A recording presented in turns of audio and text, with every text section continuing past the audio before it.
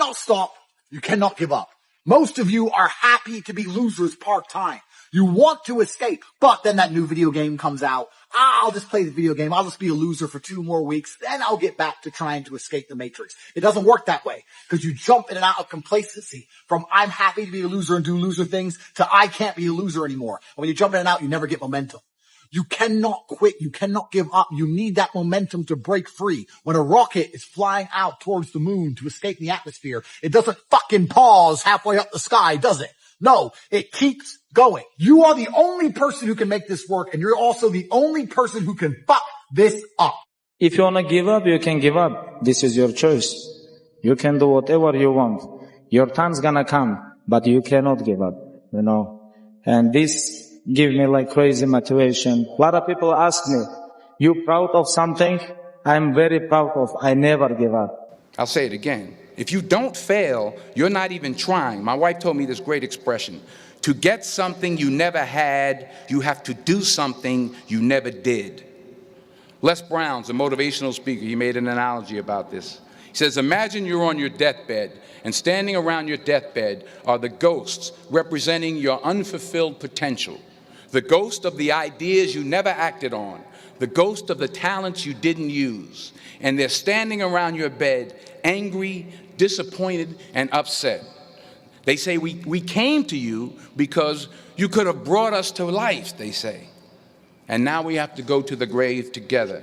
So I ask you today, how many ghosts are going to be around your bed when your time comes? You have to learn to shut off a phone, shut off a computer, shut off a TV.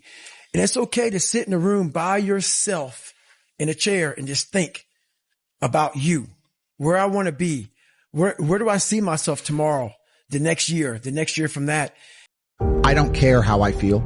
Yeah. I don't care if I feel happy or sad. It doesn't really affect what I do each day. I do the exact same things. I act the exact same way. I don't care. Yeah. I don't put weight to the significance of the emotion. So I always consider myself a happy person, but if I woke up and I was slightly less happy one day than another, it wouldn't affect anything I do and I wouldn't put any relevance to it. I'm human and that's life. What got me to where I am and where I continue to go and where I will continue to go is an insane work ethic. And it's an insane work ethic that you can only put in that amount of work if you were doing something that you are passionate about. And that's what I have engaged my entire life's work in, things that I am passionate about. You cannot fully commit to something if you are not passionate about it. So you must look at your surroundings, at the things you are involved in, and ask yourself, are you truly passionate about these things? Do you truly want to put every ounce of your being into these things? And I am blessed, truly blessed by something. I am not sure what it is, but I am blessed that I was able to find my passions. I knew what was going to happen. I knew I was going to get here. They didn't. There's a lot of stressful years. You know what I mean? A lot of tough times. But I proved them wrong. I proved myself right. It's in my head 24/7. There's nothing else I can think. I don't think about nothing else. And that's it. I'm just curiously fascinated with it, and I can't stop thinking about it. Everything I do in my life is related to this. I don't do nothing else if it's not got to do with fighting. You know what I mean? And that is why. You know what I mean? All you've got to do is show up. They say I'm just talk, but here I am walking. Where's everybody else? Sometimes I look in the mirror and get little frights as well, looking at myself, because I am an absolute animal, a machine. So I probably wouldn't want to fight me either. Everybody always says, if you tried your best, that's all that matters. The best is all you can do. If you tried your best, it doesn't matter what happens. It doesn't matter if you lose if you tried your best. Most people have heard that before. But there is a secret to the universe that most don't know. If you actually try your best, you can't lose. Not pretend to try your best. Not try your best 90% of the time. Not try your best with excuses. If you genuinely try your best all of the time, all day, every day, it's impossible to lose. So when people say, if you tried your best, it's okay to lose, that is a logic fail. Because if you lost, you didn't try your best in the first place. If you actually try your best, it is impossible to fail in this life. God is watching and he rewards those who want it the most. In my mind, I'm always the best. I don't care what the people are thinking, what they say. In my mind, not just this year, but always, I'm always the best. I'm always going to say that because I think we have to thinking we are the best in our area. So in my area, I think I'm the best.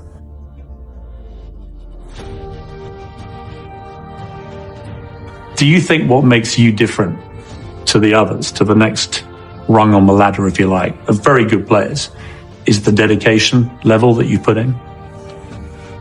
I think I'm good, but I think my main strength, it's my mind. I think it's my strongest point, it's my mind.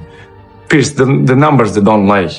If you see during the last 15 years, my level is always kind of the same. So effort, dedication, work hard, because the talent is not enough anymore.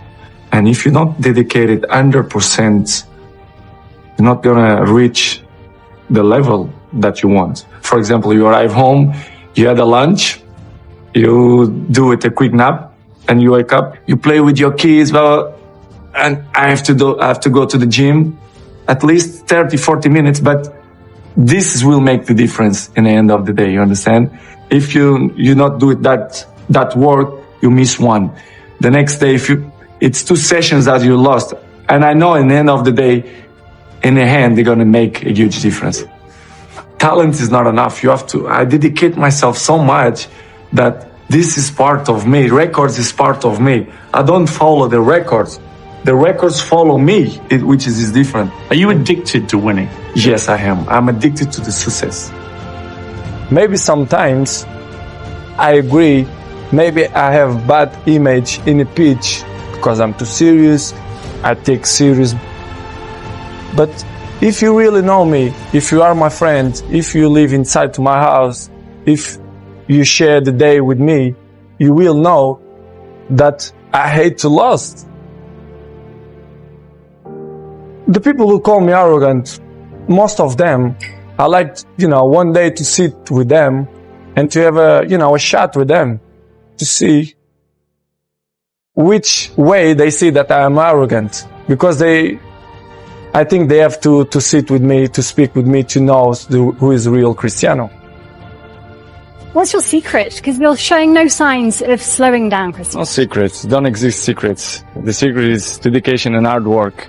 To be able to work 100% all the time. This is, if it exists words, this is my secret. If I waste months, empires are going to collapse. I'm going to end up in a cell or dead if I waste months. I have things to do every single day. I can't waste a second. Like, these people are just absolutely infinitely blessed, and their mindset is a product of that because they're spoiled children.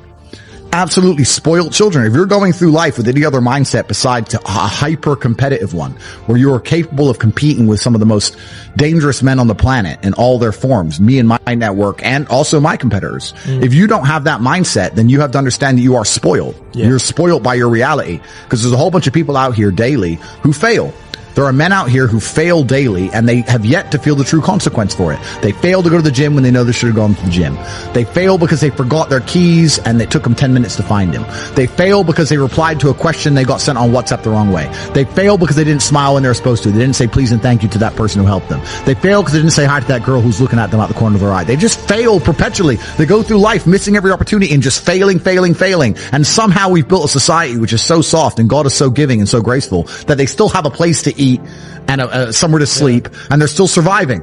That shows how nice God is. Because before this society, truthfully, if you were that level of failure, you would be dead. Survival of the fittest. It's survival of the fittest. And none of these men out here are fit. No. Their mindset isn't fit. Their reality isn't fit. They're failures. They're failures. And they're just failing every single day. You have a choice to make.